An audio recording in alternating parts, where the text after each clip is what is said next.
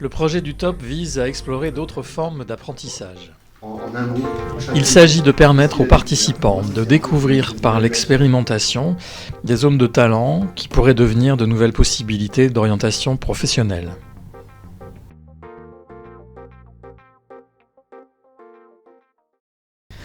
En l'occurrence, nous proposons sur cette action, destinée à un public décrocheur scolaire, de contribuer à la réalisation d'un film. Le thème de l'écologie que nous avons proposé aux élèves du DAC, dispositif d'accompagnement vers la qualification, ne les intéresse pas. Cependant, ils reconnaissent que c'est important.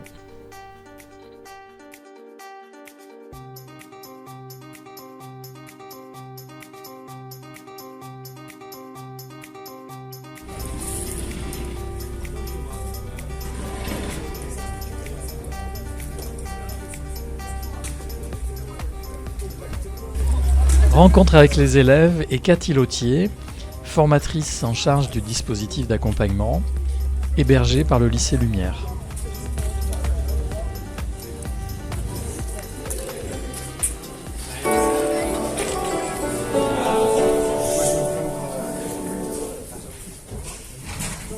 Bon, installez-vous, enlevez vos affaires. Bonjour à vous tous, bienvenue du coup sur le DAC.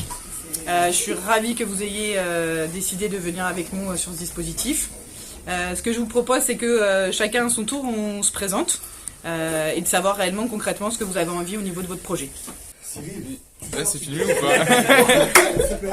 Donc, bonjour, je m'appelle Sandro Fedel, j'ai 16 ans, j'habite à Saint-Cyr.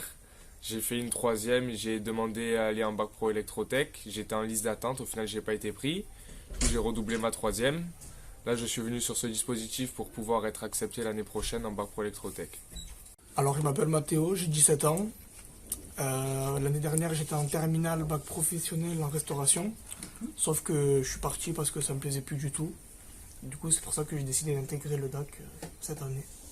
Et pourquoi tu as souhaité l'intégrer? Pour me refaire professionnellement, pour m'apporter des idées un peu, pour savoir ce que je veux faire plus tard. D'accord. Donc c'est pour ça que je suis là pour que vous m'aidez. Ça fait 2 ans que j'ai pas été dans une scolarité normale et on m'a dit que c'est ma dernière chance pour faire quelque chose d'à peu près normal. Du coup j'ai accepté et l'année prochaine je compte retourner en général. Voilà. Je m'appelle Cathy, je suis formatrice à la mission de lutte contre le décrochage scolaire.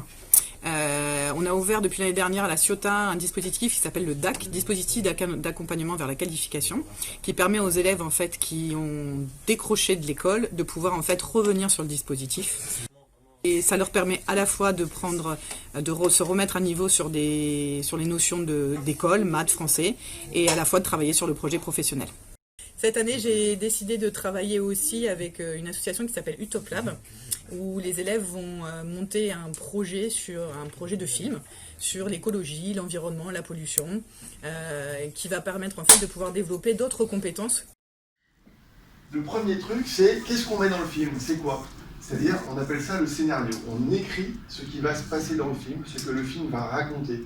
Dans le scénario, il y a à la fois le texte, d'accord? C'est-à-dire, on écrit un texte avec scène 1, scène 2, scène 3, ou plutôt, on va découper l'histoire en séquences. D'accord? Nous découvrons pour la première fois la préparation d'un film. Nous décrivons la séquence avec un storyboard.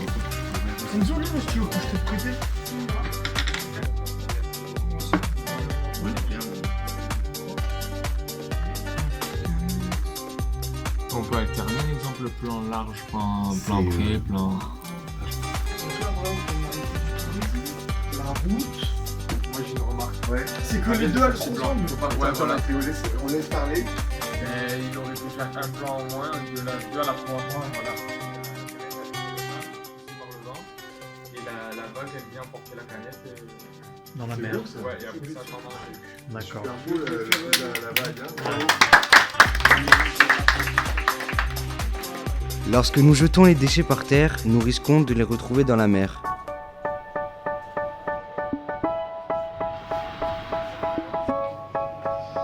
Oh madame.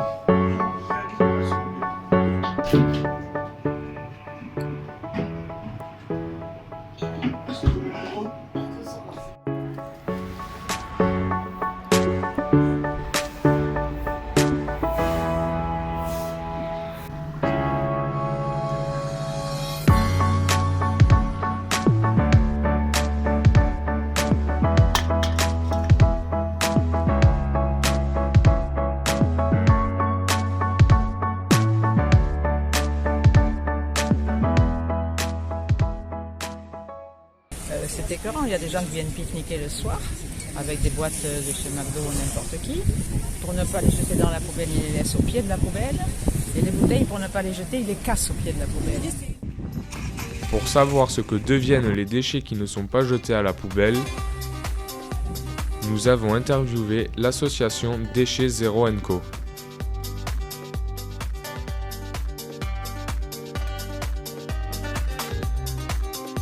Déchets Zéro & Co, on est une association de promotion d'un mode de vie plus durable et de gestes éco-citoyens. L'objectif principal de ces ramassages, c'est de créer une cohésion autour de cette action de nettoyage des plages et puis aussi de sensibiliser tout un chacun à la question des déchets et au fléau que ces déchets constituent pour nos plages et notre littoral. Alors les déchets, ce qu'on en fait, c'est que déjà on s'efforce de tous les caractériser. On les trie par catégorie à la fin de nos ramassages. Tout ce qui va à la déchetterie, on les amène à la déchetterie. On va aussi revaloriser un certain nombre de déchets, à savoir les plastiques à usage unique. Il y a beaucoup de déchets, il y a les restaurants, les bars qui polluent aussi, donc on essaye aussi, ça fait partie des actions annexes qu'on propose. On essaye de sensibiliser en fait les commerçants. Et maintenant, pratiquement la grande majorité des commerçants du centre-ville utilisent des pailles en inox, utilisent des pailles en bambou, utilisent des pailles en carton. Une grosse pluie comme il y a eu hier, tout ce qui traîne dans les rues, les sacs poubelles, il y a tout qui part à la mer. Hein. Et ça, c'est la responsabilité de chacun. Ça, tu sais ce que c'est ça? Non, je sais pas. Une galinette. Ça, tu sais? Ah non, rascasse. Ça, j'ai oublié le nom. Ça, c'est la rascasse blanche. Ça, c'est la ville, ça. Non, la rascasse blanche. Si vous voyez quelqu'un jeter quelque chose par terre, que faites-vous? Si je vois Quelqu'un jeter quelque chose par terre, que faites-vous? Alors ça m'a valu encore... je réagis, bien sûr. J'interpelle la personne. C'est pas toujours facile parce que si c'est un papier, ça va. Ouais. Mais si c'est quelqu'un qui est avec son chien et que le chien il est en train de faire ses besoins, déféquer sur la voie publique, là, presque on en vient aux mains. Madame, que pouvons-nous faire pour améliorer l'environnement? Alors à La Ciotat, déjà, il faudrait qu'on mette un peu plus d'arbres. Et la végétalisation d'arbres, c'est hyper important parce que ça nous donne de la fraîcheur. Qu'est-ce qu'on peut faire encore? Planter beaucoup d'arbres et puis arrêter un petit peu de bétonner de partout. Étrange ces pots de fleurs dans les rues de La Ciotat. Christine et Barbara nous expliquent pourquoi. Qui sont bénévoles. Donc chacun fait un petit peu à sa guise. De son mieux. De son mieux, à sa guise et comme il veut. Alors, du coup, la voisine d'en face, elle s'est dit « Oh, mais moi aussi, je veux mettre des plantes. » Et qu'est-ce qu'elle a fait? Elle avait des grilles et elle a accroché des pots.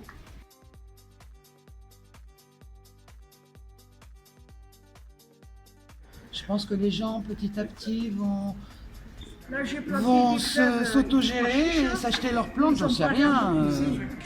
Mais bon. Merci Christine pour cette action. Si seulement tout le monde faisait comme vous.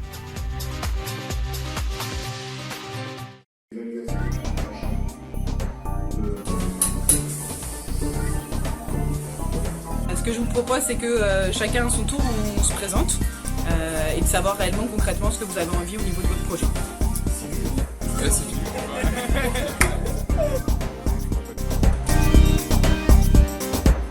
C'est bien, hein? C'est le mien. Aujourd'hui, nous rencontrons les représentants de l'église verte qui nous reçoivent chez eux. C'est pas mal. Attention sur la pollution. Sur la pollution. Sur la pollution. Sur la pollution. Nous sommes allés rencontrer des élèves de primaire. C'est bon. La pollution. C'est quoi la pollution? C'est ça quoi la pollution?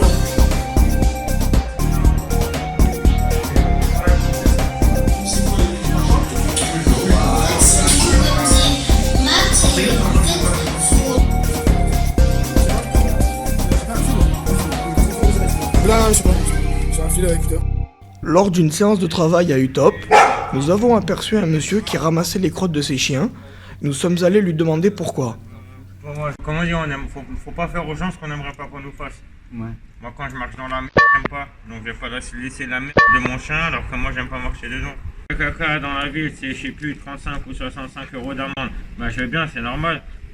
Mais ce qui serait bien, c'est que les boîtes à chiens qui les remplissent. Parce que moi, c'est à la mairie que je vais aller chercher les paquets de chiens. Sinon, les boîtes, elles sont toujours vides. Il paraît que le lycée Lumière a mis en place plusieurs activités écologiques. C'est une initiative des élèves de Fresnay. Nous partons à leur rencontre. Le but de notre projet, c'est déjà d'avoir un poulailler parce que on a voulu un peu aussi s'en servir pour avoir des œufs frais parce qu'on trouvait qu'il y en a, ils trouvaient ça, que c'était dommage de ne pas avoir un poulailler avec un si grand espace. On a commencé à construire du coup l'enclos, puis on a dit que les poules arriveraient là cette année, vers le milieu octobre et novembre. Déjà, ça nous a apporté de la cohésion de groupe autour de la classe. On a pu faire un projet, monter un projet de A à Z tous ensemble. Ce qui nous a permis de se rapprocher, et aussi de se rapprocher un peu de la nature parce qu'on est très urbain quand même. Se rapprocher de la poule, se rapprocher de ce qu'il y a autour, des graines, des œufs qu'elle va pondre. Franchement, ça fait du bien. Et en plus, monter un projet, construire un truc, c'est hyper gratifiant. On a pu construire nous-mêmes des choses alors que moi personnellement j'avais jamais essayé de faire une porte. Et est-ce que vous aurez d'autres projets sur le lycée? On a fait le potager l'année dernière et si vous voulez je peux vous emmener. Pas de soucis, allez.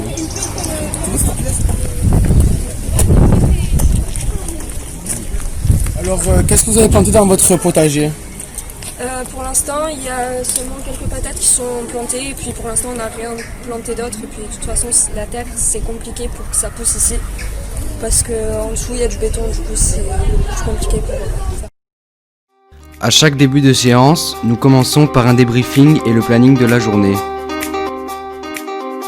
Nous sommes allés rencontrer des élèves de primaire pour connaître leur point de vue sur la pollution.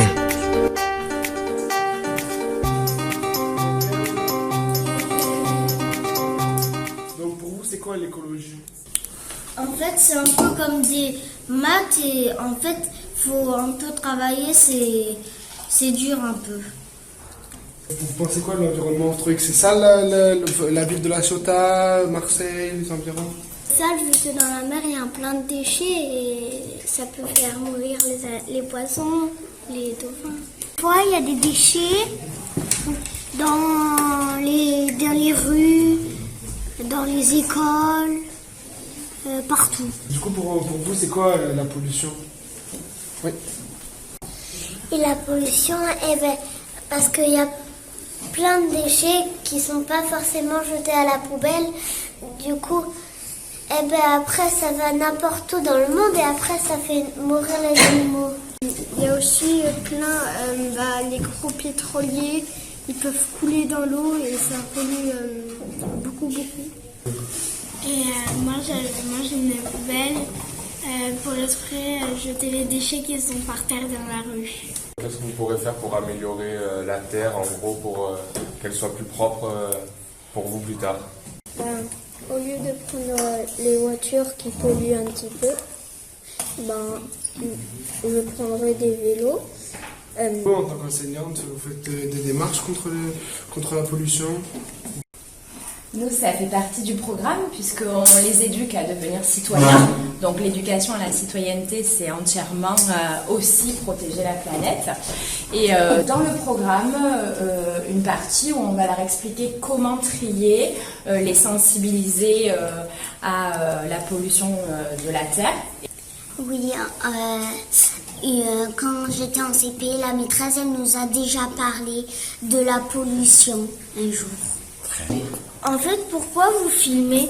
On filme parce qu'on est en train justement de créer un film. On a un mois, on fait un projet où on crée un film pour l'écologie. On essaye justement de faire de la prévention pour que les gens, après, quand ils regardent le film, après, ils donnent envie, qu'on leur montre les gestes simples, la vie du public, la vie du maire. Et voilà. Il y avait aussi des futurs citoyens qui sont venus et voilà.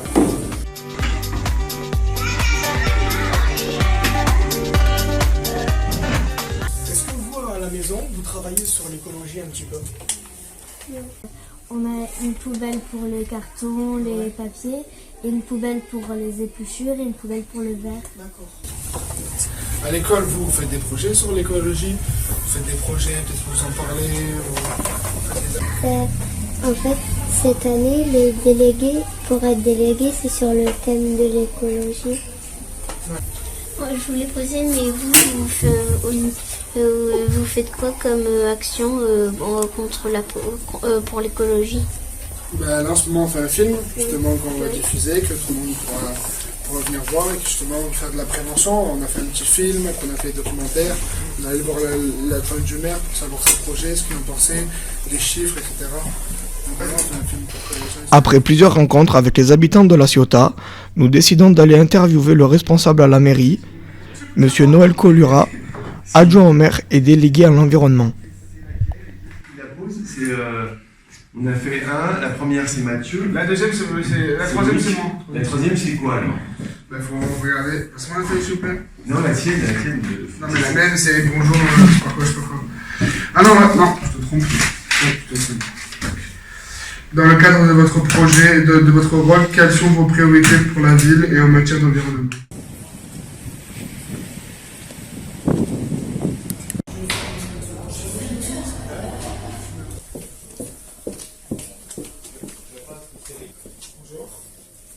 Tu vas bien?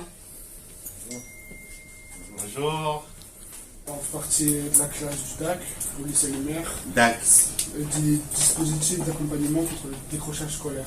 Oui. Qui nous aide à justement, on fait un projet sur l'écologie, on fait un film sur l'écologie pour pouvoir permettre aux gens d'avoir un déclic et de voir que c'est important l'environnement, il faut faire attention. Donc on a quelques questions à vous poser. Ce qu'on voit tous les jours, c'est la propreté de la ville. C'est la première phase de l'environnement. Le premier geste que vous avez à faire, et qui est très important et qu'il faut dire à tout le monde, il faut mettre dans les poubelles. Il ne faut pas ouvrir la fenêtre de la voiture et de jeter par la voiture. Quels sont les moyens mis en place par la ville pour l'écologie et contre la pollution? La ville de La Ciotat a voulu, avec monsieur le maire, a voulu marquer un grand coup. Et donc, a donné au Conservatoire du Littoral, écoutez bien, 561 hectares. Tout le bord de mer, entre l'île verte et le sémaphore. Ce qui veut dire que quoi qu'il arrive dans notre ville, tout ça est figé. On va garder nos espaces verts et naturels. C'est bon? Alors, quels sont vos projets pour l'amélioration de l'environnement de la ville? Dans notre esprit, c'est d'agrandir les espaces, tous les espaces verts et naturels, et les entretenir. Le parc du Mugel, cette année, on a une oliveraie en plus. Que vous, de votre côté, dans la vie de tous les jours, vous faites du tri sélectif, tout ça? Moi, je fais du tri sélectif, Mathieu. Et j'ai même un composteur en bas. Super. Ouais, voilà. Et s'il te plaît, tu t'arrêtes. Ça. Lors d'une séance de travail, Romain nous signale en rigolant que l'endroit le plus sale de La Ciotat se trouve aux alentours de la déchetterie. Et si nous allions voir?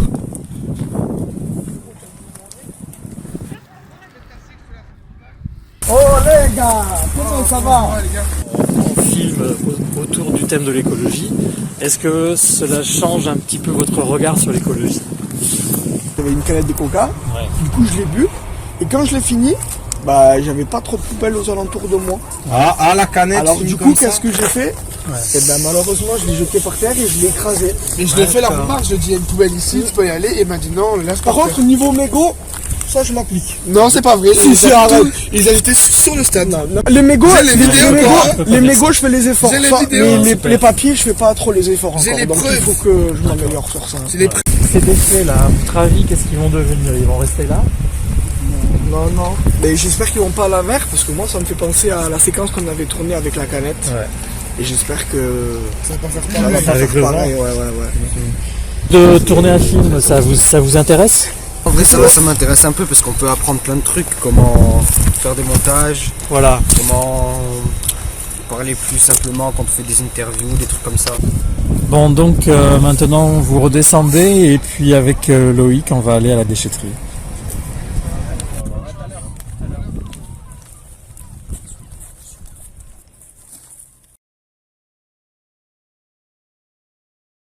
Je vais dans une plage sur la SOTA, c'est comme une petite crique où on peut s'y retrouver à une vingtaine, ou avec le groupe. On ramasse les Legos, on ramasse tous les papiers, on met tout dans une poubelle. Je pense que c'est en faisant des gestes, sans même communiquer, les gens vous observent et font entre guillemets un peu la même chose.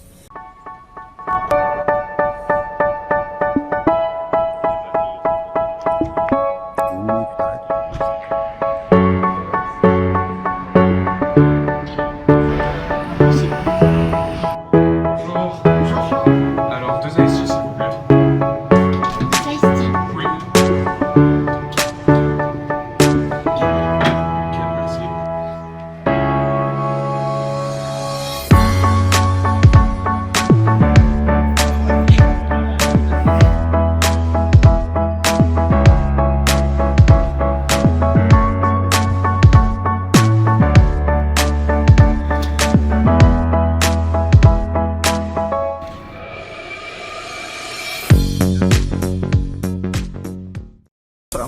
J'avais imaginé en travaillant avec Utop Lab de pouvoir permettre à ces élèves de s'investir dans un projet.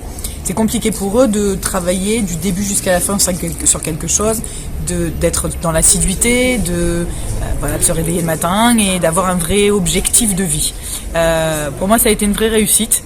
La présence des élèves a été très bonne, avec un investissement, avec des hauts et des bas, mais dans l'ensemble on a eu un résultat très positif, surtout sur leur assiduité, qui pour moi, pour des décrocheurs scolaires qui ont l'habitude justement de ne pas aller à l'école, a été une vraie réussite. Il y a des choses où j'ai énormément apprécié parce que pour certains, il y a eu une vraie découverte sur, par exemple, le montage. C'était quelque chose qu'ils ne connaissaient pas du tout. Et du coup, je sais que pour certains, ça a donné, pas des vocations, mais une vraie envie de s'intéresser justement sur le fait de monter un film. Le fait de faire un film, tu penses que ça leur a apporté quelque chose de particulier? Ouais, je pense que l'outil du film est un outil pédagogique en général qui parle aux jeunes. Pour certains, ils ont acquis des compétences supérieures et je trouve qui peuvent leur servir après plus tard, et je trouve que c'est un très très bon outil.